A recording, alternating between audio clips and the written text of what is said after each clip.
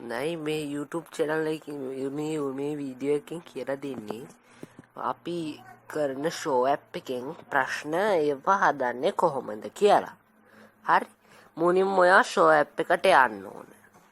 දැන් මෙහෙම show app එකට ගිහිල්ලා ඔයාට සංයාවක් ලැබෙන්නේ දැන් අරුත් presentation එකක් හදනකොට. හරි මම මේ ඉස්සරහට දානගේ වීඩියෝ එක මෙහෙම ප්‍රසන්ටේෂන් එකක් අපි හදනවා. හරි. මෙහෙම ප්‍රසන්ටේෂන් එකක් හැදුවාම අපි මොකද්ද දන්නවද කරන්නේ?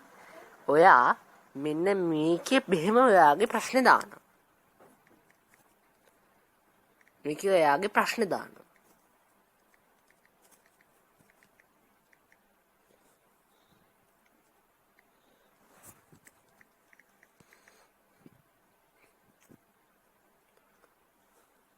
මේ වගේ අපි ප්‍රශ්නයක් දානවා. ඊට පස්සේ මේක අපි ඇමිනේට් කරනවා. ඇමිනේට් කරලා මෙන්න මේ වගේ ප්‍රශ්නයක් දැන් කිව්වොත් මෙන්න මේ විදිහට ඇමිනේට් කරනවා. මේ ෆ්ලෝටින් කියන එක තමයි අපි අනිවාර්යයෙන්ම ඇමිනේට් කරගන්න ඕන. එතකොට එහෙම ඇමිනේට් කරලා ඉවරනාම පස්සේ මම ඊළඟට කරනවා මේ සබ්ටයිටල් එකේ පිළිතුරු දානවා. පිළිතුර දානවා. හරි පිළිතුර දාලා ඉවරනම් පස්සේ දැන් මම මේකේ පිළිතුර මම දාන්නම්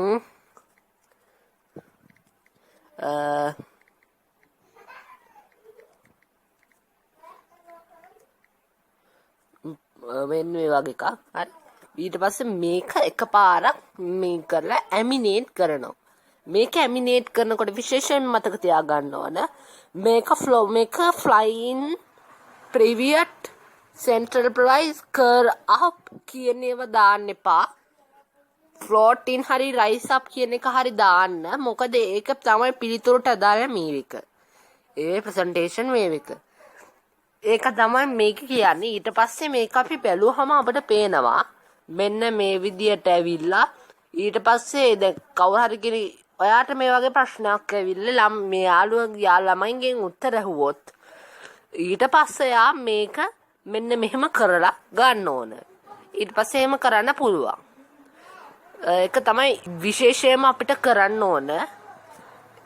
එතකොට මේ ප්‍රශ්නෙත් එක්ක පිළිතුර එනකොට මෙන්න මේ වගේ පිළිතුරක් ලැබෙනවා. කුමන හෝ පිළිතුරක් ලැබෙන්න ඕන. ඒක නිසා තමයි මේක තමයි ඔය කියන ප්‍රශ්න මේ ඔය කියන එක මේ සමහර අය අහනවා මෙන්න මේ වගේ ප්‍රශ්නයක් මෙන්න මෙහෙමයි මේ කොහොමද අපි මේක හදන්න ඕනේ කියලා ඕක තමයි ඉතින් පිළිතුර. වෙන කිසි දෙයක් නෙවෙයි. මුලින්ම ඔයාගේ ටෙක්ස්ට් එක දැන් ඕනනම් ඔයාට මේකේ ටෙක්ස්ට් එක දාලා උනත් කරන්න පුළුවන්. ඕක තමයි නියම පිළිතුර.